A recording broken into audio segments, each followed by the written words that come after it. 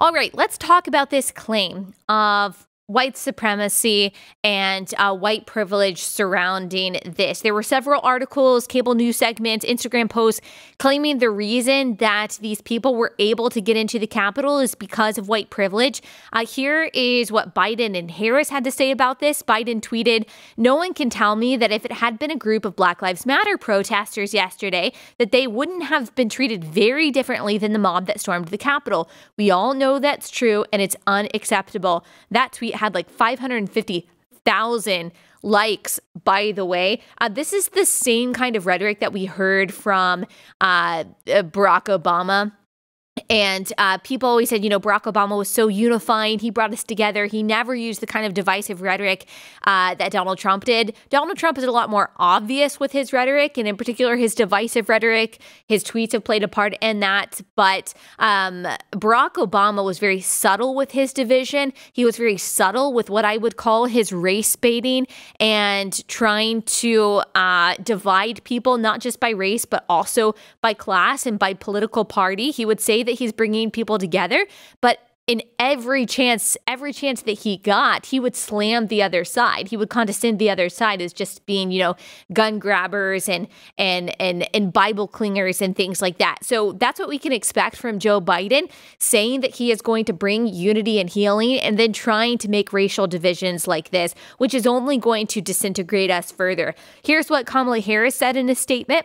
"We witnessed two systems of justice when we saw one that let extremists storm the United States Capitol and another that released tear gas on peaceful protesters last summer. We know this is unacceptable. We know we should be better than this." The thing is, none of this is true. None of this is actually true. It makes matters worse because none of it is true. Remember, Minneapolis, Kenosha, Portland, Seattle, there were arson, riots, assault, almost completely unchecked. We talked about it a lot on this podcast. There were a lot of people arrested, but most were released immediately and very few were actually prosecuted. Biden and Harris, soon to be our president and vice president, their statements about Black Lives Matter being treated more harshly than Capitol rioters does not tell the whole story. And therefore, it is divisive. It is unnecessary. There are also people comparing certain pictures of Trump supporters getting through the Capitol that we showed already with pictures like this, pictures of the National Guard standing ready for the Black Lives Matter protest that happened in June there in D.C. But anyone can take one picture, compare it to another picture and say, this tells the whole story, but it doesn't. Why aren't they showing a picture like this from the New York Times that shows how many police were there that were actually guarding the Capitol? There was eventually heavy police presence at the Capitol building, but there were a lot of very bad decisions that led up to the lack of security that clearly had nothing to do with race, and I will prove that. The D.C. Mayor Bowser, actually rejected more police help. A letter to the Justice Department that Bowser wrote and then tweeted out said this: Metropolitan Police Department are coordinating with its federal partners, namely the U.S. Park Police, U.S. Capitol Police, and the U.S. Secret Service. She also said that 340 of the D.C. National Guard had been activated to address the upcoming protests, but she stood against that. This was before right before all of the riots and the Trump supporters stormed the Capitol. She said Metropolitan Police Department is trying to get more help. They're trying to call the National Guard. But she said, look, we don't want that. She said the District of Columbia is not requesting other federal law enforcement personnel and discourages any additional deployment without immediate notification to and consultation with MPD if such plans are underway. So she said, you want to send more help because people were expecting protests on January 6th. The mayor of D.C. said, we don't want your help. And so that was one thing that happened. That was one reason for the lack of security at the Capitol. The Democratic mayor of D.C. said, we don't want and we don't need more help. Also, The FBI and National Guard both offered assistance, reinforcements to Capitol Police on January 3rd, but Capitol Police themselves turned them down. Capitol Police said that they were worried about the optics of active duty or National Guard troops being deployed against Americans, which is what happened in June with Black Lives Matter. And so National Guard and FBI said, we want to help. We think that there's probably going to be some problems there. There's probably going to be some unrest. So let us have a presence there. And Capitol Police said no. Capitol Police Chief Stephen Sund was only expecting a peaceful rally, so he rejected more help.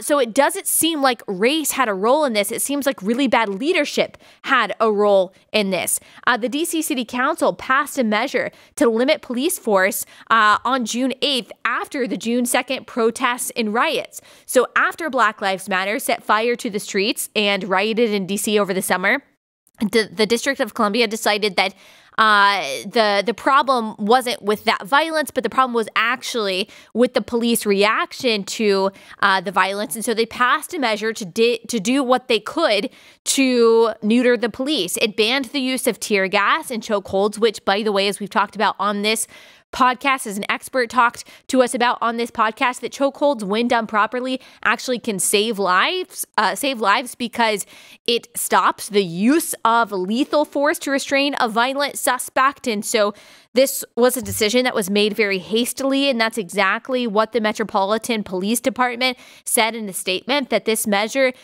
actually harms the police because it stops them from being able to do their jobs well. But if you want to know why less force was used on these demonstrators and these rioters who were Trump supporters, that more force was used on them than the force used on Black Lives Matter, it's not just because of the bad leadership of the Metropolitan Police Department and Mayor Bowser. It is also because the DC City Council said, okay, you can't do what you did to Black Lives Matter on June 2nd. And so all I'm asking for is consistency. I'm not asking for whataboutism. I'm not saying that we should say one is worse and one is not. But what I'm seeing is a whole load of hypocrisy, especially from some people on the right who condemned the left-wing riots but think that this is totally fine.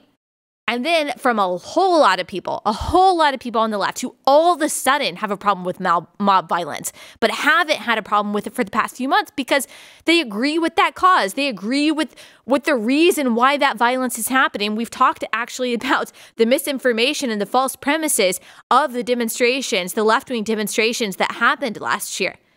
All I'm asking for is a little bit of consistency. I don't want to hear that this has to do with white supremacy, this has to do with white privilege. Clearly it doesn't. The facts don't show that at all. All you're doing is looking at decontextualized video versus decontextualized video, comparing those two things and saying, see, this is white supremacy, white nationalism, and white privilege. It's clearly not. There are other reasons why there was a lack of security and why what happened last Tuesday happened that have nothing to do with race. And the insistence upon making it about race by our president and vice president-elect is just going to make matters worse. And they're never going to be held accountable for their rhetoric. Why? Because they're Democrats. That's how it works.